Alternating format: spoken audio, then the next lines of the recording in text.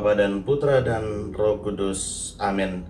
Ibu Bapak, rekan-rekan muda dan adik-adikku yang terkasih dalam Kristus, jumpa lagi bersama dengan saya Romo Raffi Urance SSR dalam renungan hari Minggu biasa yang ke-29. Dalam bacaan pertama dari kitab Nabi Yesaya, kita mendengar kisah tentang seorang tokoh penting dalam dunia perjanjian lama, yaitu Kores. Kores yaitu seorang raja dari Persia. Konteks bacaan ini adalah pengasingan yang terjadi di Babilonia. Ketika Babilonia menghancurkan Yerusalem dan memaksa orang-orang Yahudi di Yerusalem mengasingkan diri ke Babilonia. Beberapa tahun kemudian, Babilonia jatuh ke tangan Kores yang kebijaksanaannya sangat berbeda dengan orang Babilonia. Ia mendorong orang-orang yang ditahan untuk mempertahankan budaya dan agama mereka. Kores kemudian mengeluarkan dekret yang mengizinkan orang-orang Yahudi ini yang sedang diasingkan ini untuk kembali ke Yerusalem dan membangun kembali bait suci mereka. Dan ia bahkan membiayai semua proses kepulangan mereka dan membantu mereka secara finansial pembangunan bait suci di Yerusalem. Jadi, Kores adalah seorang tokoh penting di mana ia telah mengalahkan kerajaan Babel dan menyelamatkan bangsa Yahudi yang ditahan. Kores mampu melakukan ini semua karena Yahweh telah mengurapinya dan ia mendapatkan kekuatan. Kores adalah seorang non-Yahudi, tetapi dipilih Yahweh untuk menyelamatkan bangsa Yahudi. Ini menggambarkan soal Allah tidak pernah membatasi kasih setianya pada bangsa pilihannya saja, tetapi Allah dapat memakai siapa saja untuk menjalankan perintahnya. Dalam bacaan kedua, kita mendengar isi surat yang dituliskan oleh Paulus yang ditujukan kepada orang-orang Yahudi dan Yunani yang berada di Tesalonika. Paulus sangat bersyukur dan berterima kasih kepada mereka karena mereka telah bekerja dengan sangat keras untuk mempertahankan iman mereka akan Yesus Kristus. Maka Paulus merasa hal ini patut mendapat apresiasi. Paulus berharap agar mereka tetap setia pada panggilan Tuhan, panggilan yang dibuktikan dengan usaha dan kerja keras dalam menghadapi penolakan-penolakan.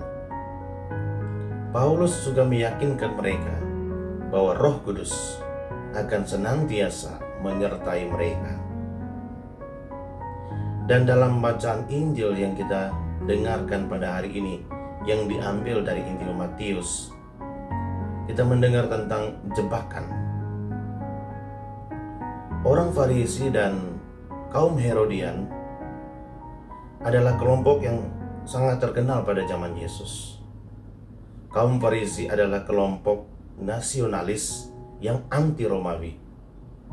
Sedangkan kaum Herodian adalah kelompok yang mau bekerja sama dengan Romawi untuk mendapatkan keuntungan. Bersama dengan para imam-imam kepala, mereka menuduh Yesus yang bukan-bukan, menghujat Yesus karena makan bersama dengan orang-orang berdosa, dan bahkan tidak mengakui kuasa Yesus. Maka mereka berusaha untuk menjebak Yesus dengan pertanyaan, dan kali ini berkaitan dengan membayar pajak. Orang-orang Yahudi dipaksa membayar pajak 3 jenis pajak. Pajak itu dibayar kepada Kaisar Romawi: pajak tanah, pajak penghasilan, dan pajak pemungutan suara atau sensus. Pajak ini dibayar sebagian dalam bentuk barang, dan bisa juga dalam bentuk uang. Pertanyaan yang diajukan kepada Yesus dalam bacaan hari ini berkaitan dengan pajak pemungutan suara. Pajak pemungutan suara menyiratkan bahwa jika seseorang adalah warga negara, ia berhutang uang kepada kaisar. Orang-orang Yahudi percaya bahwa mereka hanya mempunyai satu Tuhan, yaitu Yahweh. Pajak dalam bentuk apapun harus dibayar atau diserahkan kepada Yahweh, tidak kepada yang lain, termasuk kepada kaisar. Oleh karena itu, pertanyaan yang diajukan orang-orang Farisi kepada Yesus dimaksudkan untuk menjebaknya. Jika ia mengatakan bahwa membayar pajak kepada kaisar adalah melanggar hukum, maka kaum Herodian akan melaporkan Yesus kepada para pejabat Romawi, yang kemudian akan menangkapnya karena dianggap seorang revolusioner. Jika ia berkata bahwa membayar pajak itu sah, maka orang-orang Yahudi akan menentangnya karena membayar pajak kepada seorang kaisar. Yesus tidak langsung menjawab. Ia meminta 1 dinar dan bertanya, gambar dan tulisan siapakah ini? Kaisar, jawab mereka. Berikanlah kepada kaisar apa yang wajib kamu berikan kepada kaisar, dan berikanlah kepada Allah apa yang wajib kamu berikan kepada Allah.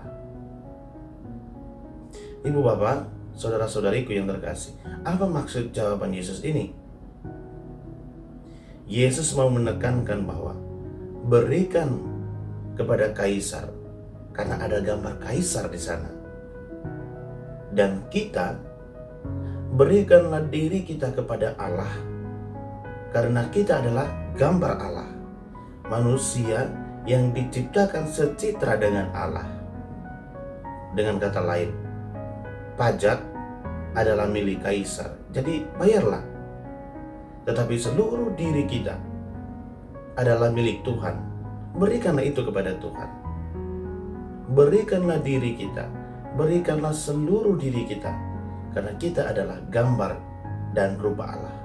Berikanlah diri kita kepada Tuhan dengan terlibat dalam berbagai jenis pelayanan sosial, pelayanan-pelayanan kasih kepada sesama dan kepada gereja. Dengan demikian, kita telah memberikan kepada Allah apa yang patut kita berikan kepada Allah. Kores telah memberikan dirinya untuk membantu bangsa Yahudi yang berada di dalam penindasan dan membawa mereka keluar dari penderitaan. Kita pun harus memberikan diri kita kepada mereka yang tertindas agar dapat keluar dari situasi sulit hidup mereka. Sekali lagi, wujud pemberian diri kita bisa berupa terlibat dalam karya-karya pelayanan sosial dengan menjadi tenaga-tenaga sukarela di gereja maupun lingkungan masyarakat, menjadi pelayan-pelayan kasih dengan mengunjungi orang-orang sakit, menguatkan mereka yang putus asa, dan solider dengan mereka yang menderita, serta lain sebagainya. Oleh karena itu, ibu bapak, rekan-rekan muda, dan adik-adikku yang terkasih dalam Kristus, marilah kita berdoa kepada Tuhan kita. Semoga Ia terus membimbing kita dengan kuasa Roh Kudus-Nya, agar kita mampu memberikan diri kita yang secitra dan yang segambar dengan Allah untuk kebaikan bersama. Amin. Dalam nama Bapa dan Putra dan Roh Kudus. Amin.